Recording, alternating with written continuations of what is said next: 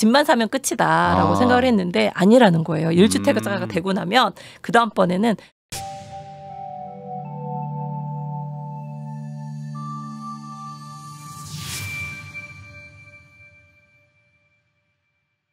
이번 주제는 좀 1주택자들 얘기, 좀 대출 갈아타기, 뭐 집 갈아타기 할 때 대출 뭐 이런 얘기들을 좀 해보려고 합니다. 저금리에 돈을 받았다가 갈아탈려니까 이제 고금리 상황이 와버린 거잖아요. 맞아요. 2년 전에 거의 최저금리였는데 그러니까 지금 갈아탈 때 금리가 너무 올라갈 것 같은 거예요. 그래서 못 가겠다고 하는 분들도 있는데 요거 어떻게 방법이 있나요 지금? 그러니까 이렇게 물어보세요. 내가 지금 대출 금리가 2%대인데 이거를 가지고 새로운 집으로 가져가면 안 되나요? 그 목적물만 변경해주면 안 돼요? 뭐 이렇게 주소만 바꿔달라. 네, 근데 그건 안 되세요. 안 되고. 네, 그냥 그건 상환하고 새롭게 뭐 높은 금리로 받아야 된다는 거죠. 야, 그러면은 예전 대비 대출 한도도 좀 잘 안 나올 것 같기도 하고 금리 부담도 있으니까 그렇죠. 1주택자분들이 갈아타기 하기가 좀 쉽지는 않을 수가 있겠네요. 뭐 그럴 수도 있는데 집값이 옛날보다 본인이 소유한 집이 이제 많이 올랐기 때문에 근데 그렇다고 또 이사가는 집도 또 올랐잖아요. 그렇긴 하죠. 근데 이 1주택 갈아타기 하시는 분들은 대출을 그렇게 최대한으로 받는 분들도 있지만 그냥 적당히 받는 분들도 많이 있어요. 그래서 내가 한 2, 3억이 필요하다. 그러면 그만큼만 받아서 이 집 팔고 넘어가는 경우가 많죠. 근데 이 기존 집을 팔지 않고 가려면 그때는 대출을 최대로 받아야 되는 거죠. 일시적 2주택 같은 거 하려면. 그렇죠. 근데 또 이쪽 집을 전세를 주고 넘어가기 때문에 생각보다는 대출을 많이 안 받는 분들이 많으세요. 네, 그럼 일시적 2주택 할 때는 그럼 대출을 최대한 많이 받는다. 그러면 그거는 이제 일시적 2주택이니까 인정이 되는 거죠. 그냥 무주택처럼 취급해서 대출 한도도 나오고 하는 건가요? 그렇죠. 그러니까는 이번 정부에서 이제 바뀐 것 중에 하나가 기존 정부에서는 6개월 안에 팔아야 됐어요. 그렇죠. 근데 요즘 집이 잘 안 팔려가지고 내가 이거 대출을 받았는데 6개월 안에 팔아야 되는데 6개월이 다 돼가고 있어요. 저 큰일 났어요. 이러면서 그냥 헐값에 팔았다. 생각보다 맞아. 1억 뭐 2억 싸게 팔았다. 너무 속상하다. 그리고 어떤 분들은 내가 이거 팔기 싫어서 뭐 어떻게 해서라도 노력을 해보고 있는 중이다. 뭐 여러 가지로 막 그런 고민들을 많이 했는데 이제 2년으로 바뀌었잖아요. 2년으로. 그래서 약간의 시간적인 여유가 많아서 그냥 적당히 잘 파시면 될 것 같아요.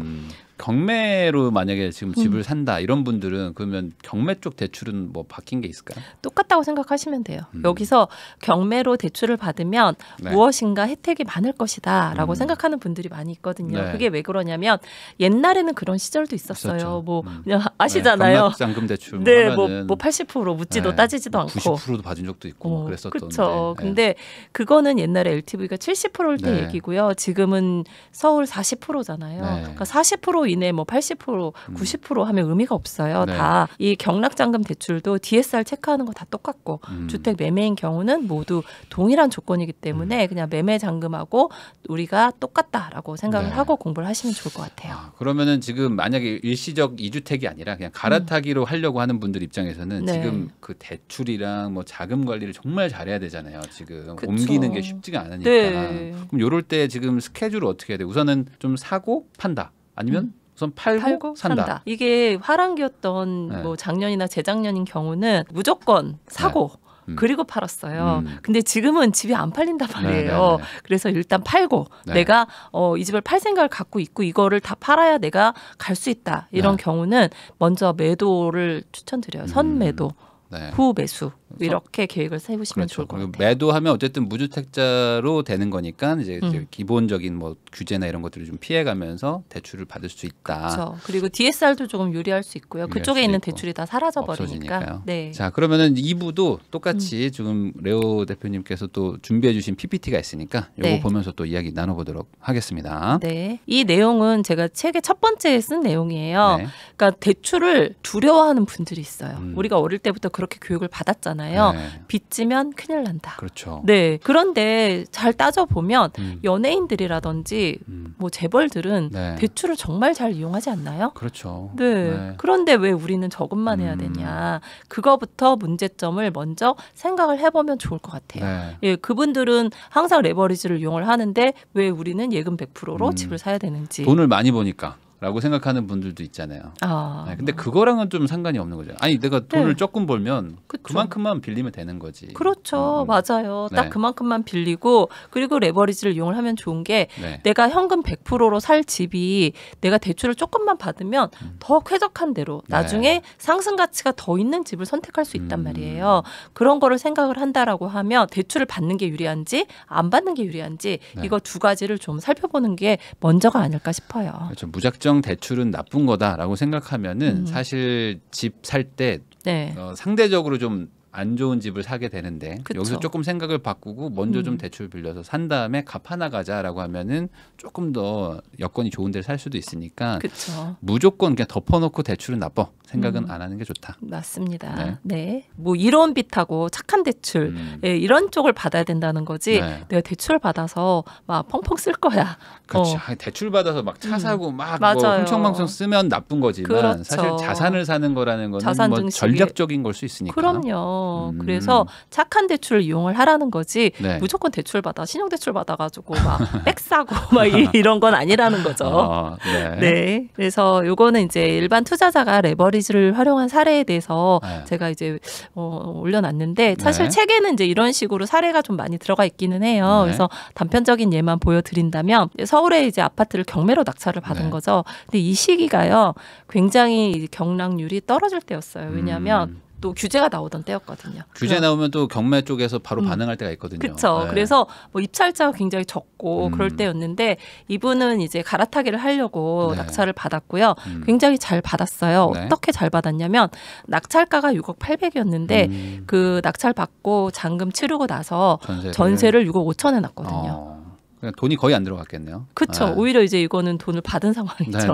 네. 그리고서는 시간에 투자를 하는 상품이 부동산이잖아요. 그래서 그냥 계속 기다리고 있는 중이에요. 이게 시세가 올라갈 때까지. 근데 현재 매매 시세가 한 9억 정도 된다고 하니까 이분 입장에서는 대출 레버리지 이용했다가 그다음에 전세 레버리지로 교체를 하면서 시간을 넉넉히 벌고 내 돈도 다 회수를 한 사례이기 때문에 굉장히 좋은 사례죠. 공짜로 집을 사가지고 시세 차익도 생겼다. 그렇죠. 이런 것들은 대출 없이 되겠느냐라는 거죠. 그렇죠. 그리고 이제 전세자금 대출을 요즘 고민하는 분들 중에 요즘 전세대출 금리가 너무 높아서 월세 갈 거예요. 라고 얘기를 하는 분이 계세요. 그래서 전세자금 대출에 대해서 이렇게 세 가지 종류가 있다라는 거는 알고 가시면 좋을 것 같고요. 그리고 전세자금 대출은 이거 세 가지 외에도 정부 상품이라는 게 있어요. 뭐 버팀목이라든지 중소기업 청년 대출 다 버팀목에 이제 포함이 되긴 하는데 제가 항상 드리는 말씀이 중소기업 청년 전세대출 같은 금리가 1.2%밖에 되지 않아요. 그거는 진짜 너무 대단한 것 같아요. 네, 정말 대단하죠. 무조건 받아야 되는 거 아니에요? 그거는? 맞아요. 네, 그거는 무조건 받아서 요즘 그 금리 비싼 통장들 있지 않나요? 뭐 3%. 오히려 저금을 해놓는 게 더 이익일 수도 있어요. 있겠네. 그래서 그런 상품에 내가 해당이 되는지 그런 걸 먼저 살펴보는 게 가장 좋고요. 그리고 전세자금 대출도 그 뉴스에서는 뭐 8%를 바라본다 막 이렇게 나오는데 그렇게 높지 않아요. 실행 금리가 4% 정도 되거든요. 그러니까 지금 평균적인 일반 분들은 한 4% 정도 받는다. 그래서 저희가 뭐 전세 대출을 꼭 받으라는 게 아니라 비교를 좀 해봤으면 좋겠어요. 월세가 싸면 월세로 가는 게 맞고 전세 대출이 싸면 전세 대출을 이용하는 게 맞는데 무조건 선택의 여지 없이 월세로 가야 되겠다. 뉴스 봤더니 깜짝 놀랜다. 이런 생각은 안 하셨으면 좋겠다라는 거죠. 알아보고 그 다음에 결정해도 늦지 않다. 근데 보통 이 서울 보증이 그래도 많이 나오니까 여기 쪽 많이 기억하시는 것 같은데 나머지가 유리한 게 뭐가 있을까요? 주택도시보증공사 같은 경우는 최대 4억이잖아요. 서울 보증하고 비교했을 때 뭐 1억 차이밖에 안 나는데 여기는 전세 반환 보증보험에 가입이 되는 그런 상품이기 때문에 자동으로? 네, 요즘 깡통 전세 많잖아요. 그래서 이 상품 이용을 하면 내 보증금을 좀 지킬 수는 있죠. 비용도 안 내도 돼요? 보증료는 이제 내셔야죠. 네, 보증료는 본인이 부담을 하는 게 맞는데 최근에 보증료를 안 내는 은행이 하나 있어요. 아, 그래요? 네, 그래서 그런 은행을 찾아서 간다고 하면 그것도 또 깎아주는 부분이 네, 보증료를 있어요? 은행에서 대신 내줘요. 네, 그런 은행. 근데 물론 한시적이기는 해요. 그래서 지금 받을 분들 같은 경우는 그런 은행을 이용하는 많이 거고. 알아봐야 돼 진짜. 맞아요. 이런 거 이렇게 한시적으로 뭘 하는 것들이 분명히 있으니까. 특판이라든지 그런 게 나오는 경우가 있는데 그걸 모르고 그냥 안일하게 대출을 받으면 손해라는 거죠. 그럼 여기 주택금융공사에서 받는 거는 뭐 금액이 좀 작은데 네. 여기를 굳이 받아야 되는 이유는 뭐가 있을까요? 뭐냐면 임대인이 동의를 안 해주는 경우가 여기 동의를 있어요. 안 해줄 때. 네, 임대인이 나는 전세대출 동의 안 할 거야. 네. 이렇게 얘기를 해버리면 대출받기가 어렵거든요.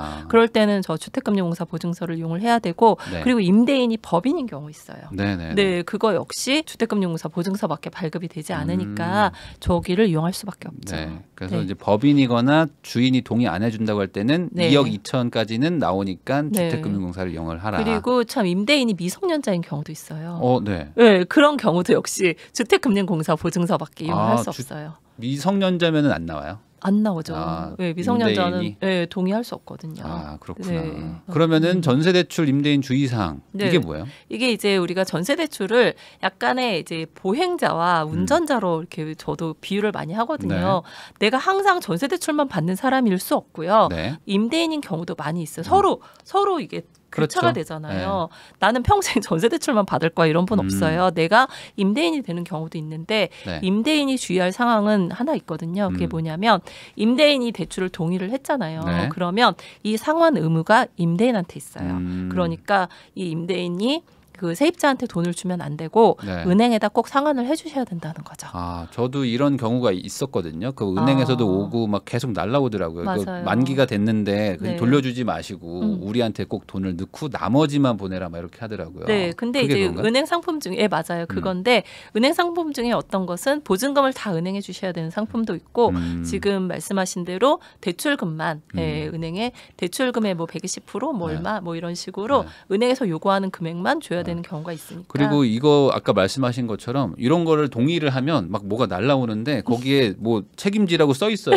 그러니까 다음부터 하면 안 되겠다. 막 이렇게 생각하는 임대인들도 많더라고요. 그게 내용 증명으로 또 오잖아요. 네, 막 그런 게 막 집에 오니까 네, 근데 나 그냥 안 해주려고 이런 생각. 그래서 막 놀라는 분들이 많은데 네. 요즘 세입자 구하기가 굉장히 어려워요. 근데 동의까지 안 해주면 세입자분들이 전세대출을 못 받거든요. 하긴 세입자분들도 이제 대출을 받아서 전세를 많이 오시니까 동의를 그래서 하는 게. 이거를 본인이 기억을 하는 게 가장 좋고요. 제가 그래서 기억할 수 있는 방법을 이렇게 알려드렸어요. 말씀하신 대로 그 서류가 오면 그 서류를 우리의 전세 계약서에 같이 껴놓고 그리고 세입자 전화번호에도 대출 받았음 뭐 이렇게 이름 앞에다가 돈 돌려주지 마 이렇게 써놔야 돼. 그냥 주면 안 돼. 그렇죠. 꼭 해놔야 돼. 안 그렇게 그러면 세입자 이름 옆에다가 큰일 납니다. 네, 이렇게 정리를 좀 해놓으면 돌려주고 달라고 할 수가 없어요. 나중에. 요거는 제가 좀 정리를 해보려고 좀 설명을 해드리려고 해요. 그러니까 지금 대출 정책이 조금 바뀌고는 있는데 또 약간 좀 과도기인 것 같기도 해가지고 요 변화 내용도 좀 필요할 것 같기는 하네요. 네. 8월 1일부터 바뀐 거고요. 사실은 발표는 그때 7월 달에 했었어요. 뭐 생애 최초 80%를 한다. 그러니까 다들 목을 빼고 기다린 거죠. 도대체 생애 최초 80%는 언제 시행을 하느냐. 언제 하고 뭐. 네. 근데 이제 여러분들이 아셔야 되는 게 뭐냐면 이렇게 발표를 해도 이게 금융위원회에서 뭔가 이제 규정을 내려 보내야 돼요. 은행에. 그렇지 않으면 은행에서는 항상 앵무새 같이 저희는 규정이 아직 내려오지 않아서 모르겠습니다. 라는 답변밖에 못 들어요. 근데 그 규정이 언제 내려왔냐면 8월 1일부터 시행한다고 내려왔으니까 그 사이에 산 분들이 있어요. 생애 최초 되는 줄 알고요. 저 집을 발표하자마자 샀어요. 왜냐하면 전에 정부에서는 발표하자마자 당장 오늘부터 발표하고 그날 5시까지 막 이런 적도 있었어요. 맞아요. 그러니까 이제 그게 또 익숙해지니까 이번에도 그럴 것이다라고 생각을 하고 발표 나자마자 부동산에 가서 계약을 했다는 거예요. 7월에 발표 나고 바로 샀는데 8월 1일 시행하니까 갑자기 난감해졌네. 그렇죠. 8월 1일 날 시행을 한 것도 한참 있다 발표를 했으니까 그 전까지 이분은 매일같이 큰일 났어요. 막 울려고 그래. 작은 계획은 80%로 세워놨는데 안 되니까. 그래서 제가 드리고 싶은 말은 규정이 바뀌고 은행에서 시행을 하면 그때 매수하세요. 그때 해도 괜찮다. 네, 미리 하지 너무 마시고요. 위험하다. 네. 또 7월 5일에 이제 요거 규제 지역도 조금 해제를 했죠. 네, 그러니까 뭔가 완화책을 이제 피고 있다라는 이제 그런 기류는 보이고 있잖아요. 그래서 일단 완화를 했고요. 요게 이제 대출 완화 정책의 내용이에요. 그럼 먼저 생애 최초 주택 요게 가장 많이 바뀐 것 같은데 요거 설명을 해주시면. 네, LTV 80%는 지금까지 없었어요. 물론 이제 특화된 상품들이 있긴 했지만 생애 최초 LTV 80%는 정말 대단하고요. 이 한도가 최대가 6억이긴 하지만 그래도 80%면 웬만한 집은 한도가 많이 나오거든요. 그래서 생애 최초 분들에 한해서인데 이 생애 최초의 기준을 헷갈려하는 분들이 많아요. 제가 뭐 분양권이 하나 있는데 그거 등기하지 않아서 저 생애 최초인가요? 막 이렇게 얘기를 많이 물어보는데 그분들한테 제가 금융위에 전화해봐라 라고 얘기를 했어요. 그랬더니 아니래요. 아니에요.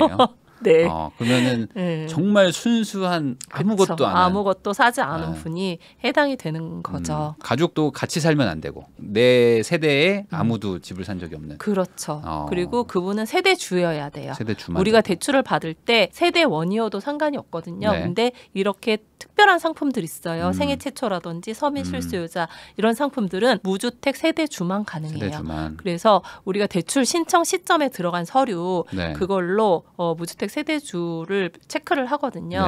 근데 내가 몰랐어요. 그러고서는 나중에 하게 되면 이제 금리가 바뀌거나 그럴 수 있어요. 심사 시점에 금리하고. 그래서 처음에 이제 서류를 넣을 때 좀 잘 넣는 게 좋으세요. 잘 넣어야 된다. 세대주만 된다는 거. 네, 무주택 세대주만 가능해요.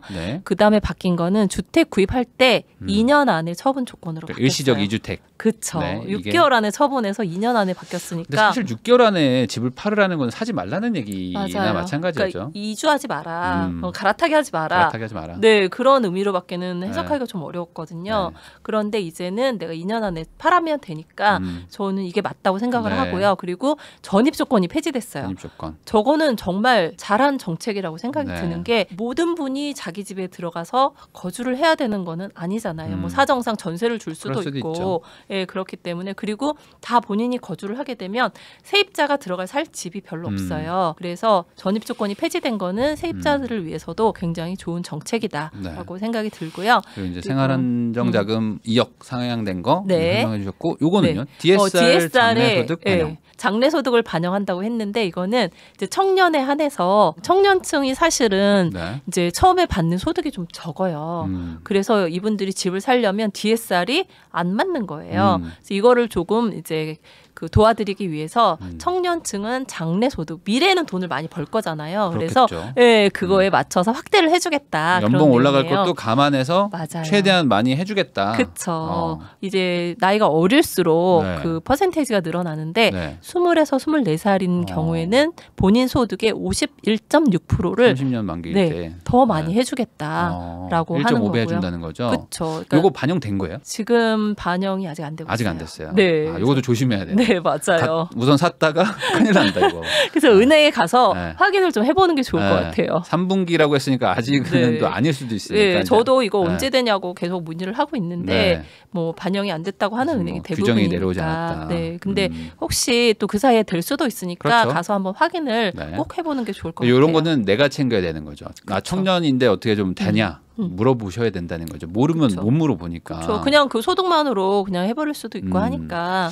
그럼 보통 많이 사는 분들이 30대 초반 요때 많이 살 것 같은데 13% 정도 더. 네. 근데 준다. 여기서 가장 높은 비율을 인정해 준다고 했어요. 그래서 17.7%가 가장 높잖아요. 20년짜리. 이 중에서 가장 높은 거를. 네. 근데 그렇다고 해서 그러면 만기 20년 해야 돼요? 그건 아니고. 네, 실제의 만기는 인정을 해주지만 가장 높은 구간을 인정을 해준다고 했으니까 17.7%로 소득을 이제 상향해서 계산을 해줄 거예요. 규정을 만들어 놓긴 했지만 그래도 조금 여지를 좀 더 열어줬네요. 네, 그래서 아무래도 13% 올라간다고 하면 조금 야박하니까 나 이제 30인데 13%? 그러면 조금 좀 그렇죠. 그렇죠. 사실 저 연령대가 집을 매수를 많이 하는 연령대일 가장 많이 수 있잖아요. 대부분 뭐 알바하는 정도일 텐데, 그러니까 이거 좀 너무 생생내기 같기도 하고, 그래서 이제 17% 정도까지는 해줄 수 있다. 그 정도만 해도 어쨌든 한결 낫죠. 연봉이 1억인 분이 1억 2천 정도 느낌으로 이제 받아준다는 거니까. 그러니까요. 그리고 이제 DSR 고민을 많이 하시는데 그 책에는 이제 DSR을 유리하게 만드는 방법. DSR을 유리하게 만드는 방법이 있어요? 네, 그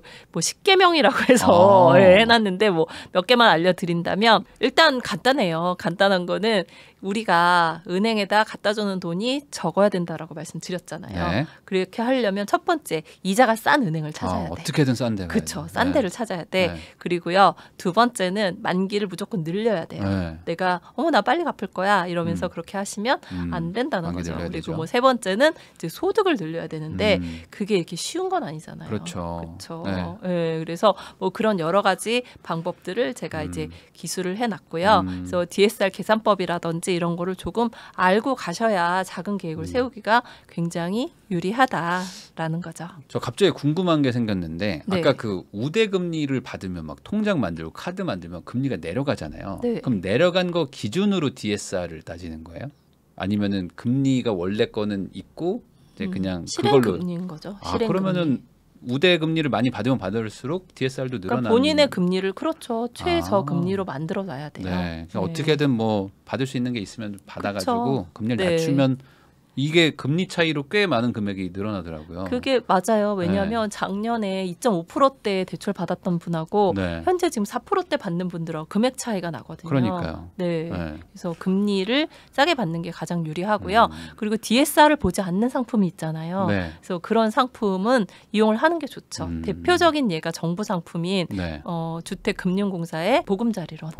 네. 그런 상품들을 해당자라면 근데 그 해당자가 또 까다로워요. 내가 과연 해당자인가 아닌가. 소득 따지고 막 이런 게 있으니까. 네, 그래서 그 구간이 어디인지 그거를 좀 살펴보면 좋을 것 같고요. 그게 요거인가요? 보금자리론도 풀어준다는 얘기인가요? 그 보금자리론도 생애 최초인 경우에는 LTV를 80%로 하겠다라고 예고를 하고 있어요. 근데 이제 주택금융공사의 전산망이라든지 이런 거를 고쳐야 되니까 22년 11월에 발표를 하겠다라고 했는데 저거는 그럴 수밖에 없는 게 LTV 80%를 하게 되면 지금 보금자리론이 주택 가격이 6억이거든요. 그럼 6억에 80%면 682 48, 4억 8천이잖아요. 근데 보금자리론의 한도는 최대가 지금 3억 6천이에요. 그래서 한도를 뭐 어디까지 해줄지는 모르겠지만 한도를 올릴지 뭐 주택 가격은 어떻게 조정을 할지 뭐 그런 것은 지켜봐야 되는 건데 제가 항상 드리는 말씀이 예단하지 말라고 미리 막 자기가 정책을 만드는 사람이냐 안 될 수도 있고 좀 미뤄질 수도 있고 맞아요. 네. 그래서 저거는 조금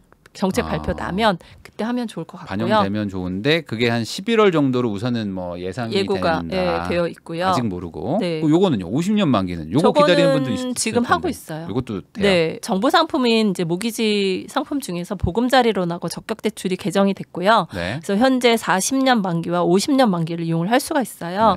40년 만기는 만 39세 이하 또는 7년 이내 신혼 부부만 이용할 수 있고 50년 만기는 아무래도 연령대가 더 낮겠죠. 그래서 만 34세 이하 또는 7년 이내 신혼 부부만 이용할 수 있어요. 여기서 제가 궁금한 게 둘 다 7년 이내 신혼 부부잖아요. 그래서 만약에 환갑이신 두 분이 결혼을 한 거예요.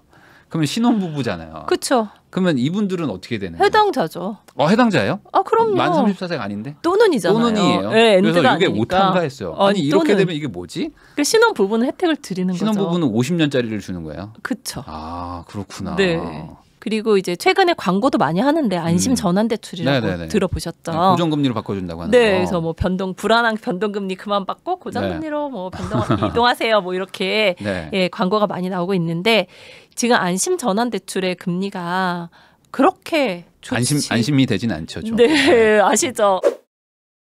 그래도 이 안심전환 대출에 관심이 많이 있으니까 제가 이제 설명을 해드릴 건데 이제 변동금리를 고정금리로 바꿔준다는 거예요. 근데 여기서 변동금리를 바꿔준다는 거라서 보금자리론을 이용하고 있던 분이 이걸로 바꾸겠다. 이건 안 된다는 거죠. 건 안 되겠죠. 네, 그래서 변동금리는 혼합금리가 포함이 돼요.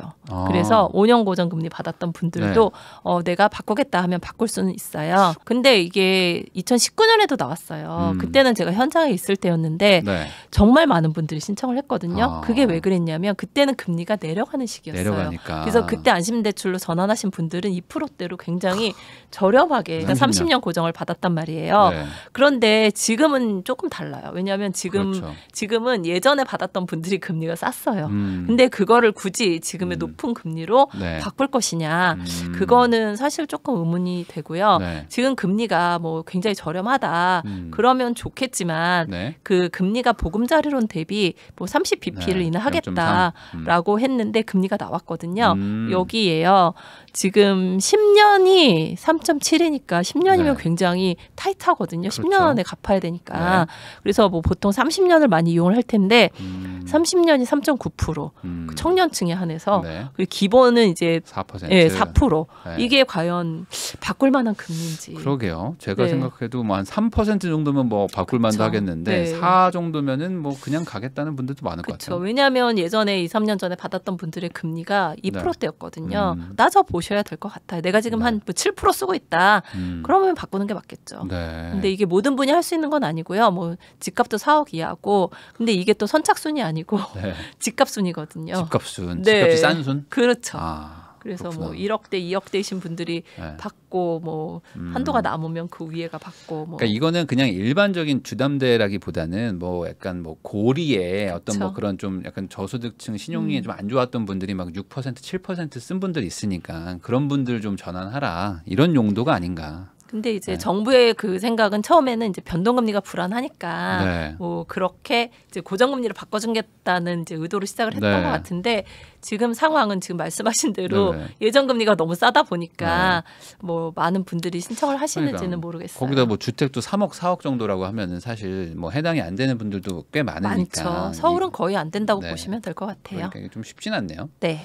그리고 이제 나도 정부 상품을 이용할 수 있을까요? 그러니까 이게 내가 해당되는지에 대한 얘기인 거잖아요. 그렇죠. 그래서 여기에 해당되는 조건을 제가 좀 정리를 해놨어요. 네. 그래서 디딤돌이 요즘 금리가 엄청 좋거든요. 가장 좋죠. 네, 이게. 뭐 상단이 3%이기 때문에 네. 디딤돌이 해당이 되는 분들은 무조건 디딤돌을 하는 게 좋고요. 5억 이하 6천만 원 이하는 네. 70%까지. 그렇죠. 그리고 이자녀인 경우에는 3억 1천까지도 가능하기 3억 1천. 때문에 요즘 디딤돌 대출 한도가 보금자리론이 3억 6천이잖아요. 네. 그래서 이자녀인 경우는 별 차이도 없어요. 어. 그래서 많이 이용을 하고 계시거든요. 네.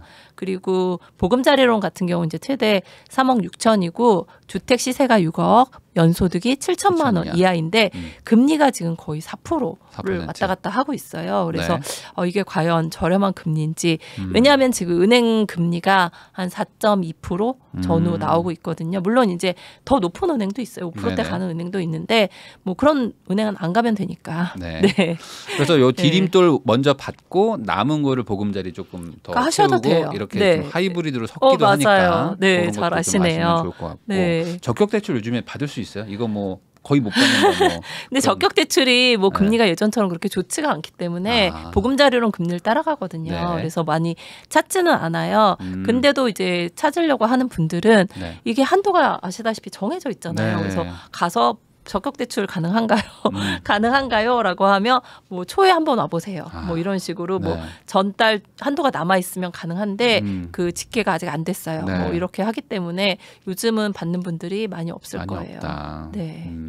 그러면은 뭐 그렇게 이제 본인에 맞춰서 받으시면 될 것 같고 네. 다섯 번째는 이제 LTV 조건도 다 다르다. 그쵸. 이 규제 지역마다. 네. 대출에 대해서 모르는 분들은 네. 뭐 집값 대비 몇 프로가 나가는지도 모르는 분들이 계세요. 네, 네, 네. 그냥 대출이 막연하게 두렵다, 무섭다, 나는 안 받고 싶다, 뭐 이렇게 생각하는 분들은 이 LTV도 모를 수가 있기 때문에 네. 제가 이거 표로 하나 정리를 해놨거든요. 그래서 뭐 투기과열지구는 40%, 네. 뭐 조정대상 지역은 기본이 50%다 이렇게 알고 가면 되고요. 뭐 서민 실소유자냐 생애 최초이냐 이거에 따라서도 또 달라질 수가 있기 때문에 네. 내 조건을 먼저 살펴보고 그리고 나서 이 표를 보면 좋을 것 같은데 지금은 굉장히 뭐 복잡하고 어려워 보이죠. 네. 근데 내가 집을 딱 살려고 하고 네. 그러면 저보다 더 계산을 잘해 갖고 오세요. 네. 네, 그래서 너무 요거 체크하고 조정 대상 지역인지 투기 지역인지 확인하고 내가 여기서 어디에 해당되는지 그렇죠. 요거 보시면 이제 퍼센트가 딱 나온다. 네, 맞아요. 그래서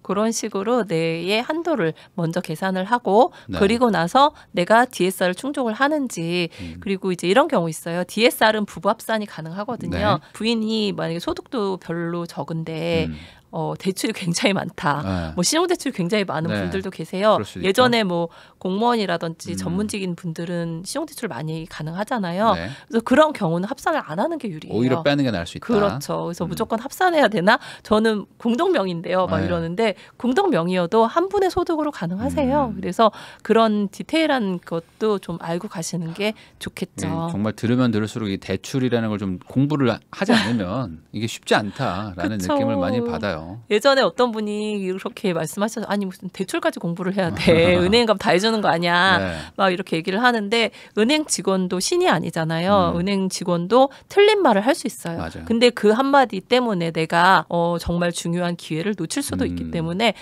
저희가 세금을 공부하는 이유도 어차피 세무사님하고 상의를 할 거예요. 네. 그런데도 공부를 해야 되는 게 세무사님이 놓치는 부분 놓칠 수 있습니다. 아니면 또 내가 모든 자료를 다 드려야지만 정확한 세금을 계산을 해줄 수 있는 것처럼 네. 대출도 마찬가지라고 생각이 들어요. 네. 요거는 제가 말씀을 드린 게 네. 사람마다 한도가 다르거든요. 네네. 그래서 내가 일반이야. 네. 일반이면 뭐냐면 LTV 40%. 네. 이 일반이라는 거는 뭐냐면 내가 고소득자거나 네. 뭐 갈아타기 하는 분들이에요. 40%밖에 되지 않고요. 네. 내가 서민 실소유자 조건에 해당이 된다. 생애 최초는 아니어도 서민 실소유자다. 무주택자라는 얘기죠. 네. 그리고 소득도 9천 이하다. 그럼 LTV 60% 3억 2,400이 가능하고요. 네. 보금자리로는 해당이 된다. 그러면 3억 2,400 똑같고 생애 최초다. 그러면 4억 3,200. 그러면 지금 집값이 똑같은데요. 네. 지금 일반이냐 생애 최초냐에 따라 거의 2배 가까이 차이가 네. 나거든요. 그래서 제일 중요한 것은 나의 조건을 먼저 잘 파악을 하고 내가 유리한 조건을 만들어 놓는 게 가장 중요하다라는 것을 말씀드리고 싶었어요.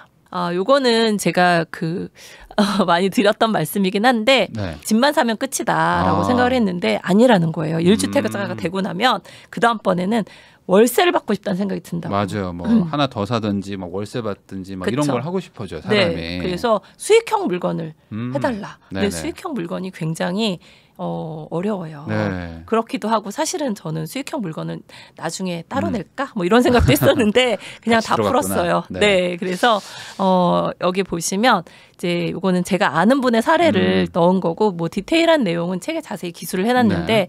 일단 처음에 전세로 살고 있었어요. 네. 전세를 자산 5억으로 네. 이게 전부죠. 자산 5억 전세 보증금. 그 대표님도 그 전세로 살지 말라. 그게 네네. 이 내용이잖아요. 네, 전세 그렇죠. 5억을 그대로 깔고 앉아서 자기는 그 강남의 인프라를 느끼고 싶다. 네네네. 그런 분들도 있었죠. 네. 그래서 제가 안 된다. 그러면 안 된다. 지금 이렇게 하면 내가 그냥 2년 있다가도 5억뿐이다. 그렇죠. 네, 그래서 이렇게 하면 안 된다. 그래서 이 당시에는 살면서 전세 대출이 가능했거든요. 네. 지금은 이제 입주하고 3개월까지밖에 안 되지만 네. 그래서 전세 대출을 일단 받았어요. 이분도 네. 그때는 용기가 있었죠. 자기가 뭐 돈이 있어야 실행을 할 수 있을 것 같다고 전세 네. 대출을 먼저 받더라고요. 그래서 제가 그랬어요. 아니 물건이 안 나타나면 이거 이자만 낼 텐데 어떡할 거냐. 그랬더니 기회비용이라고 생각하겠다. 우선은 받아놓고. 네, 그랬는데 근데 일단 돈이 생기니까 바로 매수를 하더라고요. 네. 예. 그래서 상가를 샀나 봐요. 맞아요. 왜 보통 네. 이제 무주택자들은 집부터 사잖아요. 네. 근데 이분은 상가를 사시겠다고. 왜냐하면 이제 직업이 프리랜서다 보니까 불안하다. 월세를 좀 받아야겠다. 네, 그래서 월세부터 받겠다. 그래서 상가를 샀어요. 근데 네. 원래 우리의 상가는 상승을 잘 안 했었던 시기였어요. 네네. 그냥 월세만 받는 시기였는데 최근에 상가가 많이 올랐어요. 그래서 이분이 상가 샀던 가격보다 많이 올랐고요. 그리고 상가가 또 대출이 그때 많이 나왔거든요. 네. 그래서 자신이 준비했던 4억보다 남았어요. 그래서 1억 5천 정도 남았거든요. 네. 그래서 그걸로 뭘 하면 좋겠냐라고 물어보길래 그러면 무주택자 아니냐? 네. 집을 하나 사라. 전세 끼고 네네네. 하나 사면 나중에 입주할 수 있지 않느냐라고 해서 그때 전세 끼고 그 집을 하나 샀어요. 또 사셨구나. 네, 그래서 그때 집값이 한 5, 6억 정도 했었는데 네. 지금 한 뭐 9억 정도 되니까 이분 입장에서는 자산이 상가로도 상승을 하고 집으로도 상승하고 그래서 굉장히 많이 상승을 해서 그렇게 할 수 있었던 건 결국에 이제 이 대출이라는 거를 이제 이로운 대출을 잘 써가지고 본인한테 맞습니다. 유리하게 잘 했다. 그렇죠. 근데 그런 거 없이 그냥 나는 대출 싫어 이렇게 해서 그냥 5억 전세 끼고 그냥 난 강남에 살아라고 하면은 2년 지나고 나서 그냥 5억만 딱 돌려주는 거니까. 그렇죠. 결국에 본인 가진 돈을 어떻게 굴리느냐에 따라서 2, 3년 뒤에 완전히 바뀔 수가 있다. 그렇죠. 네. 리스크를 감수하는 게 네. 결국에 그래서 인생의 변화를 만드니까. 사실 처음에 한 번이 힘들지 않나요? 네, 처음에 그렇죠. 한 번이 힘들지 그 다음에는 대출이요. 뭐 저보다 더 잘 알아가지고 이제는 뭐 오는 빌딩 분들. 산다 막 이러고. 예, 맞아요. 그래서 이분은 이제는 내가 이제 빌딩을 사야 되겠다. 이제 팔고 막 또 네. 빌딩 만들고 막 그쵸. 하겠다. 지금까지 이제 레오대출 연구소의 레오님과 같이 이야기를 나눠봤는데요. 또 자세한 내용은 또 이 대출의 마법 또 이 책에 있으니까 책이 진짜 두껍네. 그리고 이제 부록도 있어요. 부록도 네. 있으니까. 부록은 초판에만 해당이 돼요. 이건 또 초판이구나. 네. 네, 그래서 이것도 지금 부록도 같이 들어 있으니까 더 자세한 내용이 궁금하신 분들은 대출의 마법 보시면 좋을 것 같습니다.